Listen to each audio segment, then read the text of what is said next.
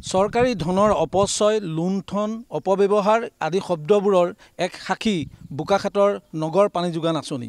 এই আঁচনিখনত আমি উপস্থিত হৈছোঁ আৰু প্ৰথমতে মই দৰ্শকক দেখুৱাব খুজিম এই সাইনবোৰ্ডখন, এই যিখন ফলক, এই ফলকখন দেখুৱাব খুজিম।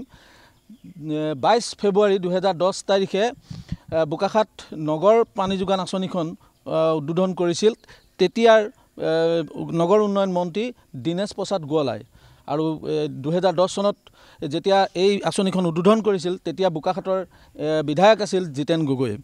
এতিয়া মই দেখুৱাম এই 4.4 কোটি টকা খৰচ কৰি বোকাখাতৰ 4 নম্বৰ ৱাৰ্ডত স্থাপন কৰা এই যিখন পানী যোগান আঁচনি, এই আঁচনিখনে আজি প্ৰায় 15 বছৰ হ'ব হ'ল এজন লোককো এটুপি পানীও যোগান ধৰিব নোৱাৰিলে।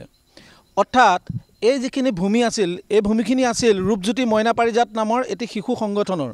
এই শিশু সংগঠনটোৰ পৰা জোৰ জবৰদস্তি, সেই সময়ত আমি সাক্ষী আছিলোঁ যে জোৰ জবৰদস্তি এই ভূমিখিনি সেই সময়ৰ বিধায়ক জিতেন গগৈ আৰু তেওঁৰ কোম্পানীয়ে দখল কৰিছিল আৰু দখল কৰি ইয়াত এই আঁচনিখন স্থাপন কৰিছিল।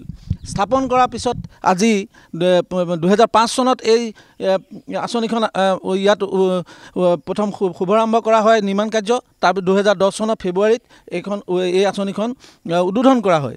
লক্ষণীয় কথাটো হৈছে, মই এটা টেপ আছে, এই টেপটো যদি সম্ভৱ হয় মই খুলি চাবলৈ চেষ্টা কৰিম। পৰিৱেশটো দেখিলেই গম পোৱা যায় যে ইয়াত পানী নোলায়। এইটো এটা টেপ, এইটো নমুনা। এই টেপটোত পানী নোলায়, কাৰণ পানী থাকিলেহে ওলাব। গতিকে এই যিটো আঁচনি ইয়াত বোকাখাতৰ মাজমজিয়াত এইটো কৰিলে, 4.4 কোটি টকা খৰচ কৰিলে, ইয়াত এটা বৃহৎ প্ৰকাণ্ড এটা টেংকি ইয়াত স্থাপন কৰিলে। ইয়াত লাখ লাখ টকাৰ ইয়াত পাইপ জহি খহি গৈছে, ইয়াত হাবি জংঘল হৈছে, সৰীসৃপ সাপ বেং ভেকুলীৰ ইয়াত আচলতে ইয়াত যথেষ্ট ইয়াত ভৰি পৰিছে।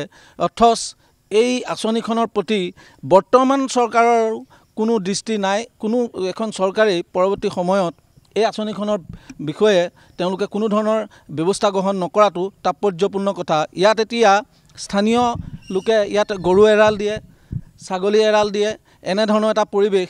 এইখিনি চৰকাৰী ভূমি, যিখিনি ভূমিত শিশুসকলে ইয়াত খেলা ধূলা কৰিছিল, তেওঁলোকৰ বৌদ্ধিক বিকাশৰ কাৰণে বিভিন্ন কাম কাজ কৰিছিল, তেওঁলোকে পদক্ষেপ লৈছিল, তেখেতসকলক পৰিচালনা কৰাসকলে বিভিন্ন শিশুসকলৰ বৌদ্ধিক বিকাশ, মানসিক বিকাশৰ কাৰণে কাম কৰিছিল।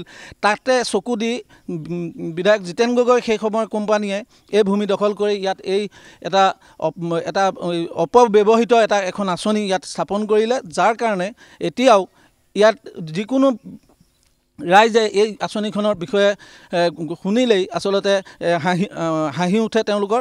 কাৰণ এই আঁচনিখনৰ নামত কেৱল মাত্ৰ লুণ্ঠন হ'ল, কেৱল মাত্ৰ প্ৰহসন হ'ল। এই কথাখিনি মোৰ মুখেৰে ওলোৱা কথাই নহয়, এইখিনি সত্য কথা। আৰু যি কাৰণে এতিয়া জহি খহি গ'ল এটা সম্পদ। যদি মই সম্ভৱ হয় ভিতৰলৈ যাবলৈও ভয়, যিহেতু ইয়াত বৃহৎ প্ৰকাণ্ড ইয়াত সৰীসৃপ আছে আৰু বৃহৎ সাপ আছে। গতিকে আমি বৰ সাৱধানতাৰে আমি ভিতৰলৈ আহিবলৈ চেষ্টা কৰিছোঁ। মই অমৰক দেখুৱাবলৈ খুজিছোঁ, এইটো এটা ট্ৰেন্সফৰ্মাৰ, এইটো জহি খহি গ'ল।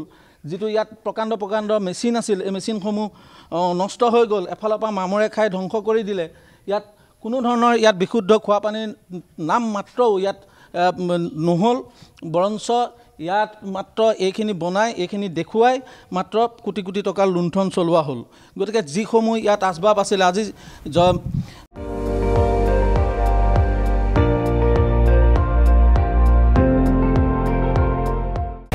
আপুনি চাই আছে ND24, সৰ্বশ্ৰেষ্ঠ নহয়, সৰ্বোত্তমৰ দৌৰ।